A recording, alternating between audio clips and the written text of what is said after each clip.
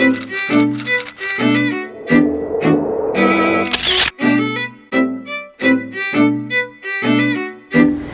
evening, everyone.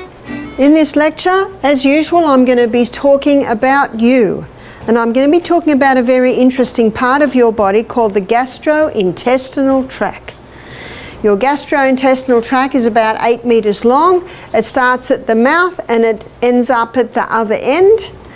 And we're going to have a look at what happens to the food on the plate, to break it down to microscopic little particles that then can get absorbed into the blood. And tomorrow morning in the lecture on the liver, we're going to have a look at what happens when it gets into the blood.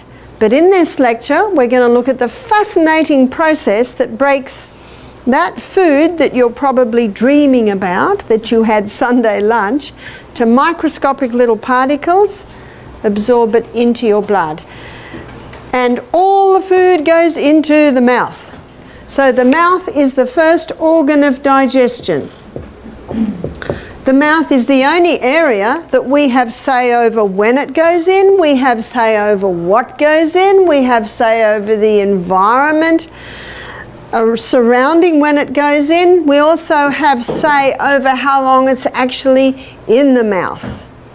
And we also have say over how often it goes in. So this is basically the only area that we have total say over. The mouth's pH is an alkaline pH, and there are only 2 food groups that are broken down in the mouth. A lot of people don't even realize that anything starts its breakdown in the mouth. The enzyme that's released in the mouth that breaks down starch is called ptyalin. And ptyalin is what's often called a salivary amylase. The salivary amylase breaks down starch. It doesn't totally break it down. As you'll see as we go down the journey, it begins the breakdown. When children are born, they have no teeth and they have no salivary amylase. And the first teeth children have when they're, or develop, usually at around the age of 7, 8, 9, 10 months, 11, 12 months of age, are 4 top teeth and 4 bottom teeth. And those teeth are called milk teeth. Do you know why? That's all baby should have, is milk. But it's also taste time. That's a good time to let your baby have a stick of celery to have a little suck on. Maybe a little bit of apple in a net bag to have a suck on. Maybe a little bit of cucumber to suck on. Maybe a little bit of steamed bean to suck on. It's taste time. And when baby is slowly introduced to food like that, it gives their gut time to adjust to the new flavourings coming in. The next teeth that come through are the molars. Now the molars come through back here. Molars grind. And when the molars are fully through, then ptyalin is released by the glands in the mouth, and ptyalin breaks down starch. You see, what we grind, that is your grains. So until the molars are there, baby should not have any grain. And what's the first food that mothers are told to give baby as a rule? Cereal, pure starch. And when it goes into the baby's mouth, it usually comes straight out. Because until the baby has teeth, and even when the baby has teeth, because my babies were breastfed for several years, they suck with their tongue and their top lip. That comes down. So when this slop, you know, the pharynx goes in, baby automatically goes like that. And you know what happens to the pharynx? It pops straight out the mouth again because of that action. So the mother scoops it up and puts it back in again. Have you ever seen mothers do it? Scoop it up, put it back in. It defies reason to me. It just defies reason. You know, children should not be eating till they can sit, till they can feed themselves, until they've got teeth to chew it with. And when children are given slop, you know, they can get to even 3, 4, 5 and they won't eat anything unless it's slop. But when children are given solid food, like what I was saying, when they can sit and suck on it, their little teeth at the front make little chews. My 10-month-old granddaughter Esther. We're all having dinner together. It was cold and we're in Tasmania, so we put a big sheet on the floor in the lounge room where the fire was, and we ate there. And what does our little girl want to do? They're very social, aren't they? But she's only got 3 teeth. She can sit, she can feed herself, but she's only got 3 teeth. My daughter said, "Mum, what'll we do?" I said, "Give her a steamed green bean," because that was part of our meal. Oh, she was so happy. She thought she was doing exactly what we were doing, and you know, in 20 minutes, half an hour, by the time we'd finished, she'd eaten 1 centimetre. And there were little bits of food all around her where she'd chewed little bits off with her 3 teeth. That's what it should be. That's what it should be. And it's not until the molars are fully through that the glands in the mouth now release ptyalin, which will break down starch. So I didn't give any of my babies any starch until they had a good set of teeth. My son James is 39, and he didn't eat any solid food till he was 16 months of age. Now, you never hear of such a thing. A lot of parents want to see what will happen. And by the way, whatever you give my little granddaughter Esther, she will eat. So how come babies become fussy? Do you think Esther would be happy with a celery stick if she tasted ice cream? Chocolates? Huh? Sweet biscuits? No. You see, parents dictate the tastes of their children. Sorry, but they do. Because you look at a little crawling baby, they'll eat anything they find. If they find a caterpillar, they'll eat it, huh? So where does the fussiness come from? So it is starch that begins its breakdown in the mouth, as long as you've got all your molars. The other food is a saturated fat. Saturated fat begins its breakdown in the mouth. Saturated fat is a combination of short and medium chain fatty acids. And underneath the tongue there are sublingual glands, and they release lingual lipase. And lingual lipase is the enzyme that breaks down the saturated fat. So saturated fat is unique in that the breakdown begins in the mouth. That's the only digestion that happens in the mouth. But something very important also happens in the mouth, and that's chewing. We've got teeth for a reason. We should chew until our food is almost a liquid. And then the food comes down the esophagus through this little gateway here called the cardiac sphincter and into the stomach. So the stomach is the next organ of digestion, and the stomach is not an alkaline environment, it is an acid environment, and it's very important that it be an acid environment. You see, the folds that line the stomach are like this, and they are lined with gastric glands, and 2/3 of those gastric glands release mucus. And what that does is that provides a thick mucosa wall protecting the stomach about what is released in here. Now what's released here is pepsinogen, and the other enzyme that's released there is hydrochloric acid.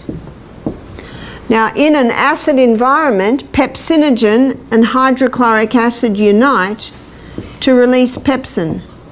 And pepsin is the enzyme that breaks down protein.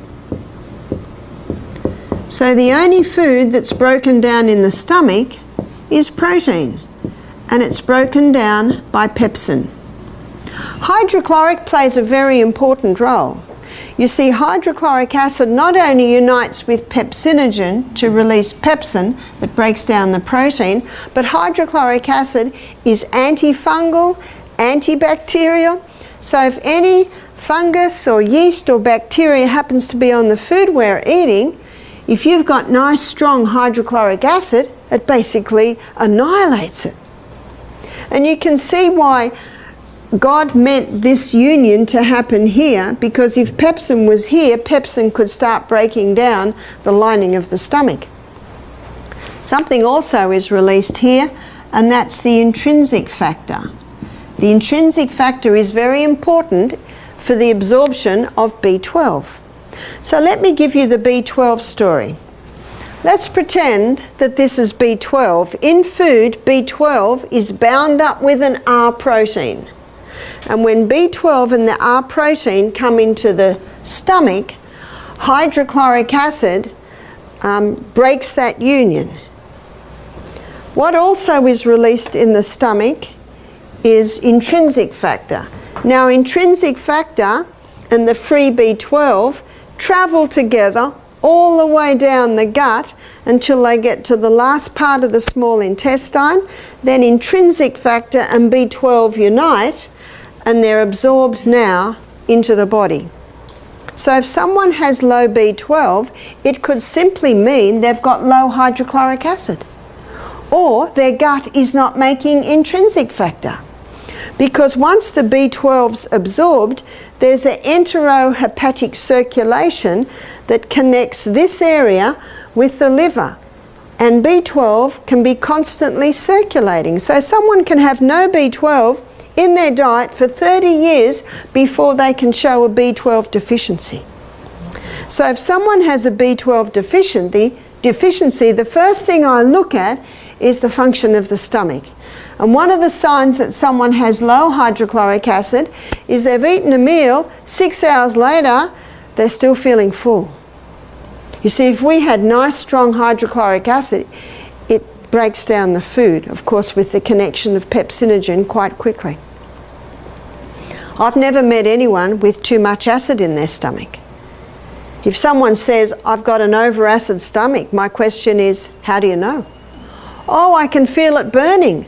Oh, the problem's not the acid. The problem might be you're dehydrated and you haven't got enough mucus, because mucus is 99% water. I know it's acid because it keeps coming up here. Well, the problem's not the acid. The problem is this little gate here. You see that little gate called the cardiac sphincter? It should be closed, and if it's closed, no acid will come up. So why would acid come up? Because that little gate is weak. Why would it be weak?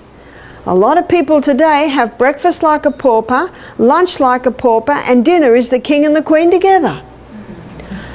And then they lie down at night and gravity presses against that little cardiac sphincter, weakening it. And that little muscle, well, that little sphincter is a muscle, and when it's relaxed, it's closed. And when it tightens, it opens. So stress when all the muscles tighten can open it. So two things will heal reflux or heartburn. One is eat breakfast like a king, lunch like a queen, and dinner like a pauper, or you say supper. And take magnesium 3 times a day. Is it that simple? It is. Isn't that good news? And if someone takes antacid to stop the acid going up, what's my next question? What's going to break the protein down now? Huh? And you know what long-term low antacids they're finding is producing now? Colon cancer. Because the protein's not getting broken down, partially digested protein is reaching the large colon, and then the body says, what are you doing here? Quick, we have to create a lot of bacteria to deal with that, and that excess bacteria can start eating down the colon wall. And if someone says to me, I've been on antacids for 25 years, is it working? 25 years? What's the definition of insanity? To do what you've always done and expect different results. So what would cause a weakening in the production of hydrochloric acid? Drinking with the meals. You see, digestion is a chemical process, and that whole reaction I just showed you only happens in an acid environment. If people are drinking with their meals, it waters down the acid so you don't get that connection. And it's an American habit, isn't it? Certainly an Australian habit. Michael and I go to a restaurant and the waiter, what's the first thing he asks? What will you drink? No, we won't have anything to drink. Oh, we'll just bring you water. Now if we say no thank you, every waiter in the restaurant is coming to us. You don't have water? We let them put the water there. Okay, that just keeps them quiet. I think it's because people are so busy, they've got no time and they sit to eat. Oh, I haven't drunk. And then they drunk water. And a lot of people think they'll just wash the food down. Wash the food down, they basically wash all their digestive enzymes away. We should be stopping water ideally half an hour before the meal, resume about an hour and a half after the meal. That hour and a half allows time for those digestive enzymes to start their breakdown. If someone's thirsty after a meal, by all means have a mouthful. But large fluid with the meal will water it down. Also, when people are eating every couple of hours, you see, we have one stomach. And that stomach, there's much research to prove this, that one stomach takes 3 to 4 hours to digest. And then that stomach loves a 1 hour rest. So what's that between meals? That's 5 to 6 hours between. Surely not for children. Do you know they've got the same digestive tract? And you might have noticed, I worked out very early, children say they're hungry when they're bored. Have you noticed? And often, when a hunger pang is experienced between meals, it's often dehydration. One day my son Peter came to me and said, "Mum, the water's not doing it anymore." I looked at my watch and said, "Great, it's lunchtime." When the water's not doing it anymore, it usually is time. It is time to eat. Also, what exhausts the hydrochloric acid is eating large amounts at the end of the day. See, when we go to sleep at night, our stomach wants to sleep too. So if there's a huge meal in there, you know, everything slows down. The stomach, this digestion's going to be very slow. And when the person wakes up in the morning, do they feel like eating? No. Now, my son James, he's a builder. He works out every day. He's very fit. He eats 4 meals a day. He has breakfast at 5:30, and his metabolism is so fast because he's working so much that he has another meal at 11, and he has another meal, I think, about 4, and he goes to the gym at night and works out, and he has something else to eat about 7:38, and it does him well. Can you see how you've got to play with what works for you? One man said to me, "I grew up with 8 brothers. Our mother and father said you're having main meal for breakfast, main meal for lunch, and that's it." He said, "We're working hard on the farm." He said, "We'd get into our cars and go to town and eat junk at night." That mother would be far wiser to see she's got growing boys who are working hard and provide something for them to eat at night. So a meal at night that would digest quickly would be fruit or a salad or soup. Big growing boys can have 4 bowls of soup, or a protein drink. A protein drink can digest easily. You just got to work out what works for you, and your body will quickly tell you what's working.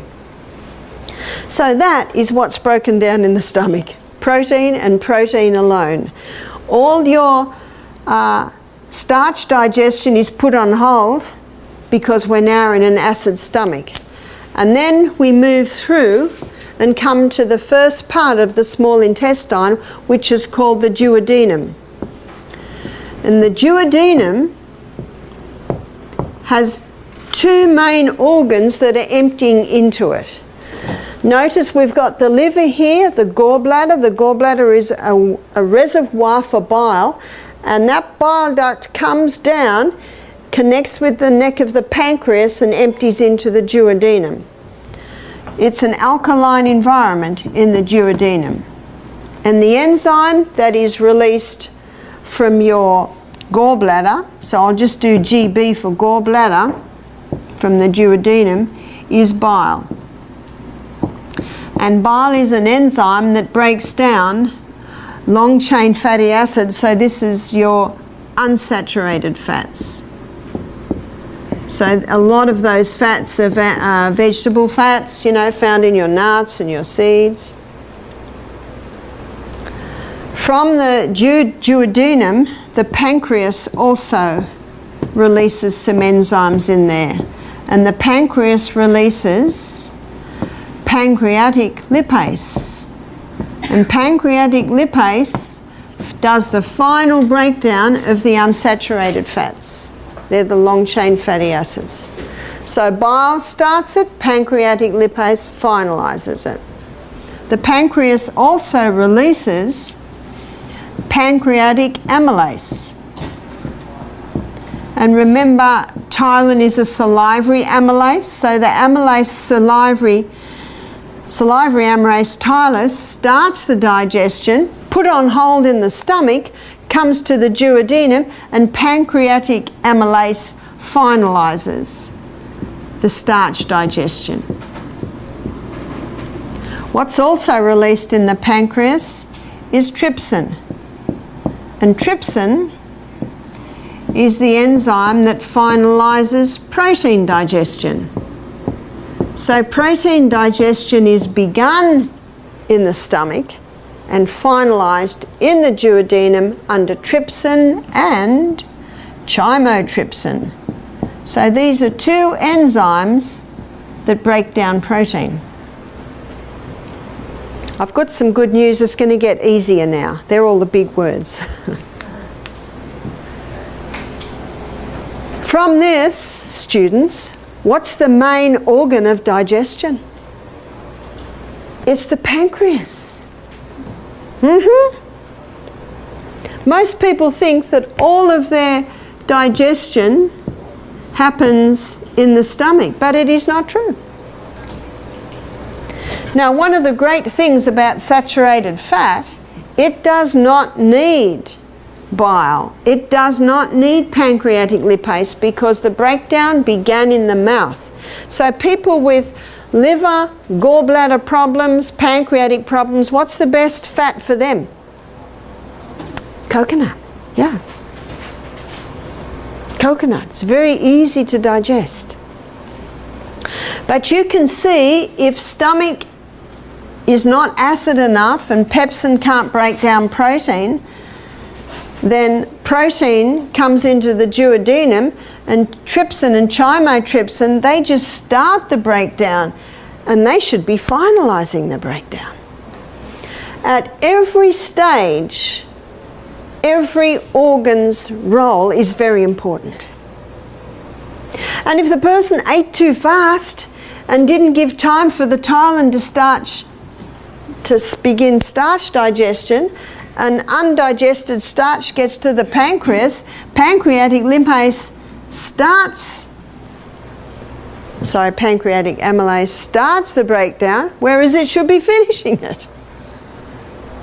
Most of your nutrients are absorbed before you get halfway through the small intestine.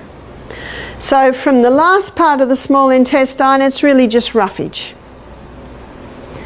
And when the contents of the small intestine gets into the large colon, it's usually mostly liquid. But let's go back to where the food's absorbed, which I call the grand finale of digestion. The small intestine is lined with villi that look like this. And as I showed this morning, that villi should have a thick turf wall. And that thick turf wall around it is made out of mostly Lactobacillus acidophilus and Bifidobacterium. There are trillions of microbes in there, but they're the two main ones, and from them most of them are made. And these bacteria is responsible for the final breakdown, the final touches of digestion. They're particularly important for the release of the B vitamins. That bacteria is also important for the absorption of your nutrients across and into the blood. And of course this villi has capillary networks all through it. That thick turf wall, those microbes, are responsible for protecting the blood, wrong colour, protecting the blood against harmful pathogens that might be in the gut. And those microbes are responsible for nourishing the cells that line the gastrointestinal tract. No wonder I call it the grand finale of digestion. How do you know if the gut's working right? Let me give you a story of a man that came to our health retreat with his wife. He was 68, his wife was 67. I said, what is your reason for coming to our retreat? He said, I'm here to accompany my wife. I said, right. I said, how many bowel movements do you average a day? Because I did a health assessment on him. He said 6. I said, oh, that's a lot. He said, yes, I've got irritable bowel. I said, oh, are you on medication? Yes. And he listed the anti-inflammatories and the cortisones. He said, yes, recently the doctor said I can do no more for you. I said, oh. And then I looked at what he ate. He loved bread, he loved meat, he loved dairy, and he loved sugar, and he loved a couple of scotches every night.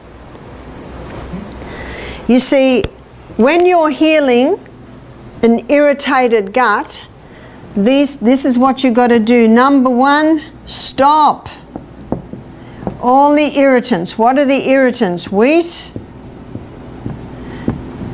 dairy, in fact, all the things he was having. Refined sugar, alcohol.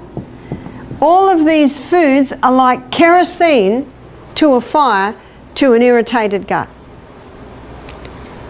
And he was having lots of them.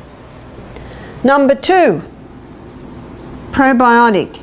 Probiotic is for life.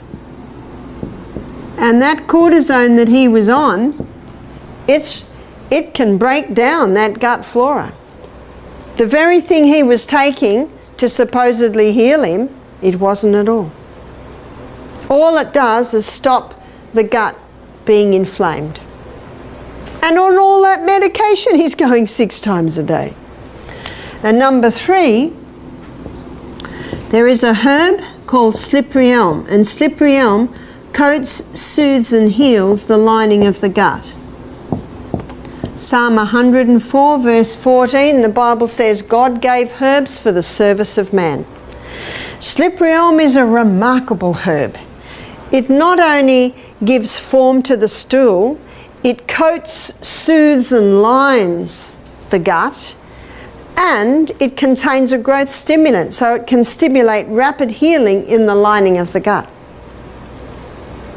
I said, can I try some things on you? He said, certainly. Now, we don't serve any wheat or dairy or refined sugar or alcohol at our health retreat. You've probably noticed. I gave him slippery elm 4 times a day, morning, noon, 6 p.m. and 9 p.m. at night. And I gave him a double dose of probiotic. You see, he told me he walks by the beach every morning, and where he walks, there are 4 restrooms on his walk. He's got to, because he's got to keep going in. So in his 1-hour walk every morning, he's got to do 4 stops. First 2 days of the program, he's on juices. So I'm watching him closely. I said, how many times are you going? He said, 5. That's 1 less. On juices. You see, the slippery elm gives form, it coats and soothes. The second day, he was very happy. He said, I only had to stop 3 times on my morning walk this morning. And he's going 4 times. He's dropping 1 movement a day. Fantastic. And it's becoming formed. Wednesday, eating food was much better. I said to him, I believe you can stop your anti-inflammatories and halve your cortisone. He was not interested in doing that on day 1, but because of the results he was getting, he became interested. By Friday, he's going 3 times a day. That's exciting. And formed. The bleeding from the bowel had stopped. The cramping had stopped. This is on medication, all that was happening. On Sunday morning, he came running up to me very excited. He said, I just went on my morning walk and didn't go. Oh, how exciting. When he came to our health retreat, who was he here for? And he sat in the consultation like this. Because of the results he was getting, he was very interested. Because what has his doctor just told him? I can do no more for you. In fact, I know what's next. They start cutting out the colon. And you want to keep away from the knife if at all possible. And you see, it's our responsibility to prove to our doctor that we can do it. And isn't it wonderful when you surprise them? We live in an amazing body. This man's been dealing with this for 30 years. How long was he at our health retreat? 1 week. He's not healed, but he's getting a long way towards it. You see, cortisone is one drug you have to ease off. You have to ease off slowly. I haven't heard any more, but it was pretty exciting what we saw there. Do you know, as the stools become more formed and less frequent, he can start easing off the slippery elm. But before he eases off the slippery elm, my suggestion to him was get off the cortisone totally, and when everything settles down, start easing off the slippery elm. When he first came to our health retreat, he was not interested in stopping wheat, dairy, sugar and alcohol, but he's interested now. That's one of the beauties of coming to a health retreat, is you can try things at the health retreat and see what works for you. That will work for gastritis, ulcerative gastritis, irritable bowel syndrome, Crohn's disease, colitis. It will heal them all. How long will it take? How long's a piece of string? Depends how willing the person is to adhere to what you've got to do. And it also depends on how much medication they're on and how long it's been like this. But I can't think of a case more serious than this man's. 30 years, going 6 times a day, blood, cramping, almost liquid. What about the other way round, which is when we come to the large colon, not going enough? But before we go there, let's have a look at the appendix. The appendix isn't a mistake. Did you know that? The appendix is a very important organ. It has a nickname. It's called the colon's oil can, because what the appendix does, it lubricates the contents that come out so they can pass with ease through the colon. The appendix also releases antibacterial fluid. So if what's coming out of the small intestine is toxic, it can release fluid there to calm it down. Why would it come out of here toxic? Definitely it's always toxic on a meat diet. You see, dogs' digestive tract is about 1.5 meters long, and they're meat eaters. It's in and out quickly, whereas human beings, it's about 8.5 meters long. So by the time it's getting down here, it's putrefying. So this is a warm environment. You just put meat in a warm environment overnight, what's happening to it? It's going bad. Yes, there are enzymes in there that are breaking it down. Yes, that is happening, because lots of people eat meat and they're not dead. So if someone does want to eat meat, they really have to pack it out with a lot of vegetables to get it through without it poisoning them. Another problem with meat is there's no fibre, and so it easily can get caught in these little pockets. Another reason why if someone chooses to eat meat, it must be with a lot of vegetables to move it through. Now, if a person's eating meat, that food's putrefying, and if they have a steak, say, and ice cream for dessert, that sugar feeds that putrefaction process. So what's coming out here is pretty bad. Now, if what's coming out here is constantly bad, that appendix starts to overwork and it starts to swell. You've heard of people getting appendicitis. It's usually just poor old appendix is just overworked. So what this colon needs, and we looked at that a little bit today, it needs fibre. Your vegetables are your highest fibre food. Vegetables are high in fibre, high in minerals, low in sugars. Whereas fruit is high in fibre, but it's high in sugars and low in minerals. So your healing foods are more your vegetable foods. One of the main functions of the colon is to take water out, so stools are formed. So it's very important to drink adequate water so your colon doesn't have to take too much water out to form the stools.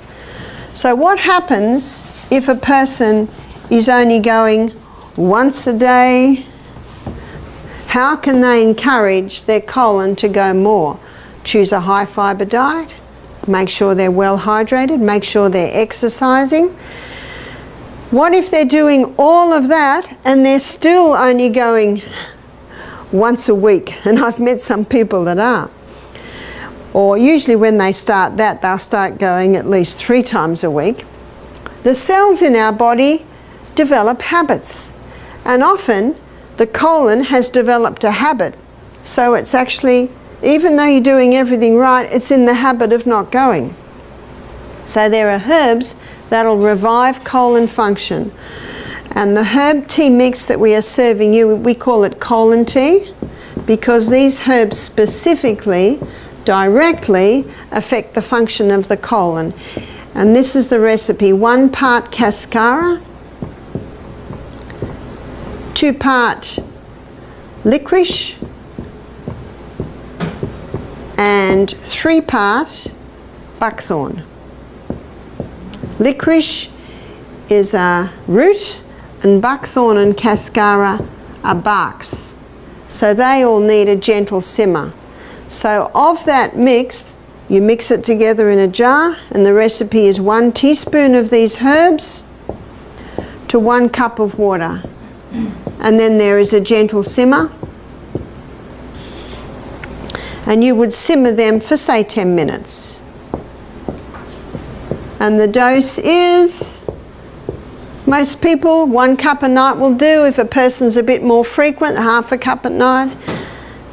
Only in about 3 cases have I ever met people that would need 3 cups a day. But not forever. These herbs, if continually taking, it gets to the point where you have to take less and less and less. Your body's guide basically is your body's response. Or your guide is your body's response. This is the only tea that I know that acts like a laxative, but it's not addictive, because eventually you'll go so much you won't need to take it. Again, at the same time, you've got to eat the fibre, be well hydrated, have most of your food at breakfast and lunch, eat lightly at night. On Wednesday night, we're going to be looking at a poultice lecture and you can put castor oil compresses on the abdomen, and that penetrates deep and can help to break up any lumps in there. Also, at our health retreat in Australia, we have a colonic irrigation system, and that's very good at starting to clean out the colon and get it moving a little bit better. All that is warm water going in and coming out again, so it basically just softens old build-up. Now, as I mentioned to you this morning, another important point is the proper position when you sit on the throne to evacuate, to allow this red muscle is called puborectalis. And puborectalis is there to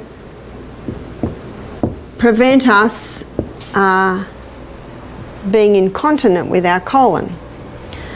And I'll recap what I went through this morning for the sake of the film, and also repetition deepens the impression. So when a person is sitting on the throne like this, puborectalis remains firm, so it's holding still up the colon. But if someone has a little stool, or maybe they've paid the money from Bed Bath and Beyond and got a squatty potty, so now they are mimicking the squatting position. And when the knees are up like this, mimicking the squatting position, that causes puborectalis to relax. And when puborectalis relaxes, then the colon opens and the contents is able to be released with ease. It takes a lot of pressure off the anus, which means it can prevent hemorrhoids, and it can even contribute to the healing of hemorrhoids. In many countries today, people still squat. I met a young man, only 25 years of age, and he had a fistula. What's a fistula? You've got one opening in the anus, but another opening here. And he was so embarrassed, as you can imagine. For years he'd had this swelling, and he used to tell his friends that he had this discomfort, and they used to say, don't worry about it, it's just hemorrhoids. Finally he married, and his wife was a nurse, and for the first time someone looked at it and she saw a swelling there, and it burst one day and a lot of blood and pus came out. But because he continued to eat a bad diet, refined food, lots of wheat, lots of meat, the pressure remained to the point where he now had a fistula, which means a hole came right through there and back through to his anus, which is very uncomfortable. So the doctor did a colonoscopy on him and found a whole heap of polyps in here and took the polyps out, 25 years of age. I talked to his mother. He had had all the symptoms of a wheat and a dairy intolerance from a very young age. But he continued to eat it, not knowing what it was doing to him. So there's two things that had to happen here. One thing is the wheat, dairy, refined sugar had to stop. Slippery elm started to be taken to heal the colon. And I said to him, you need to get a little stool to take all the pressure on this area down here. He said, it's interesting you say that to me, because he said 6 months ago my mates and I were camping out in the bush. So we had to dig a hole and squat. And he said, it was so comfortable for me because it didn't have pressure there. Now I told him that one thing that will speed up that healing is to get 2 tubs. And he was a fairly slim young man, so he could easily get tubs that he sits in. So 2 tubs, this is a hydrotherapy treatment, and it's called sitz baths. So he sits in the tub of hot water. That's how he's got to sit, and the water's like this. So he has a hot tub and he does that for 3 minutes. Then he does a cold tub, ideally with ice cubes in it, and he does that for 30 seconds. And these sitz baths he does 3 times. On Thursday night, Vanessa's going to be talking to you about hydrotherapy. You see, what's next medically? They start cutting. He's 25. His wife's pregnant with their first child. And that's why he agreed to see me. So I said to him, if you implement stopping the wheat, dairy, refined sugar, you start the slippery elm to heal that, you start doing the sitz baths. I said, do them every night. How long will that take? 10 minutes? I said, you just got to have the tubs, you just got to make an appointment. I said, that will bring a lot of relief. The doctor had just put a rubber loop between the fistula and the anus. And the poor man, you know, he could hardly walk, he could hardly sit. 25. That's the first of a series of operations they plan to do. I said, if I was you, I'd put all that on hold and try this. You see, the body's designed to heal itself, and it will heal itself if you give it the right conditions. You see, what may happen, another operation, and then another operation, and oops, it's not working. And so now there's too many polyps, and some of the polyps are cancerous. So they now start taking part of the large colon away. And then he has to have a colostomy, which is a hole here with a bag. Whoa, it's not looking good. Not looking good. I said to him, it is not by accident that I'm here to speak to you. I believe this was a divine appointment. He said, thank you so much. Many people are sick through ignorance. So before we close, let me just go back to the stomach. I looked at what causes a reduction in your hydrochloric acid. How can you increase it? Stop drinking with the meal, start having breakfast like a king, lunch like a queen, tea like a pauper, and have the juice of a lemon with a tiny bit of boiling water in it just before the meal, because your lemon is acid and it's a great digestive aid. The other thing you can do is put 1/4 teaspoon of cayenne pepper in a little water and have that just before the meal. Won't it burn? It actually never burns, it just feels like it. It tingles a little bit, but it will also wake up the gastric glands. And it is in that way that you can increase your body's ability to digest. Pineapple enzymes, that's a good question. Let me show you that. Now notice that the stomach releases pepsin, and the duodenum via the pancreas, trypsin and chymotrypsin. Those three are proteolytic enzymes. Proteolytic. And proteolytic enzymes break down protein. And there are two plants that have proteolytic enzyme. One is the pineapple, and the pineapple has bromelain in it, and that is a proteolytic enzyme. And the papaya has papain in it. So proteolytic enzymes break down protein. So your proteolytic enzyme is trypsin and chymotrypsin and pepsin.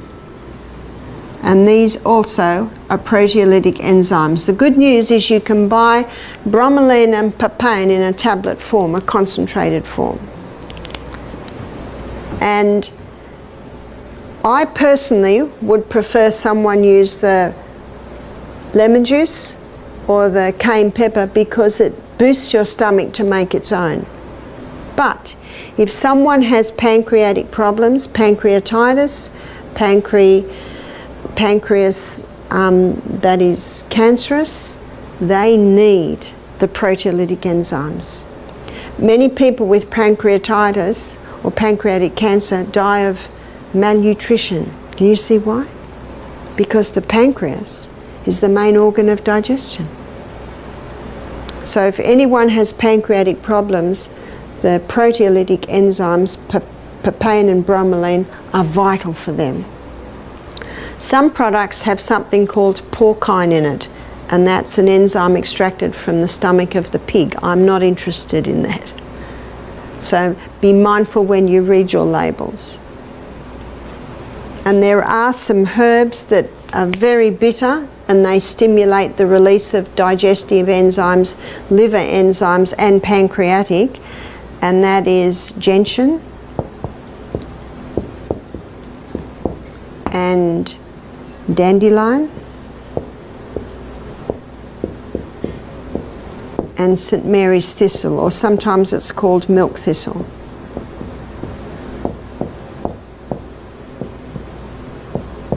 So the beauty of these three herbs is they will increase digestion in the stomach, they will increase the liver's ability to release its bile, and also pancreas.